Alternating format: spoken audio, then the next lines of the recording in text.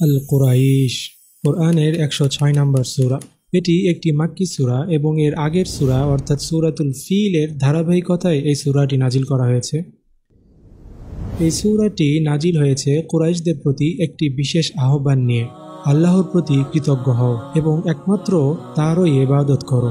আল্লাহ তাআলা তাদের স্মরণ করিয়ে দিচ্ছেন যে কিভাবে তিনি আব্রাহার বিশাল বাহিনী থেকে কাবাকে রক্ষা করেছিলেন এবং কিভাবে তিনি কুরাইশদের শহর মক্কাকে নিরাপদ করে তুলেছিলেন, কিভাবে তিনি তাদের ব্যবসা বাণিজ্যকে সফল করে তুলেছিলেন, শীতে ইয়েমেন ও গ্রীষ্মে সিরিয়ার বাণিজ্যিক সফরগুলোকে নিরাপদ ও সমৃদ্ধ করেছিলেন। তাই আল্লাহ তাআলা বলেন, হে কুরাইশ, এইসব নিয়ামতের কৃতজ্ঞতা স্বরূপ তোমরা একমাত্র আল্লাহ তাআলারই ইবাদত করো, যিনি তোমাদের ক্ষুধার সময় আহার দিয়েছেন আর ভয়ের সময় দিয়েছেন নিরাপত্তা।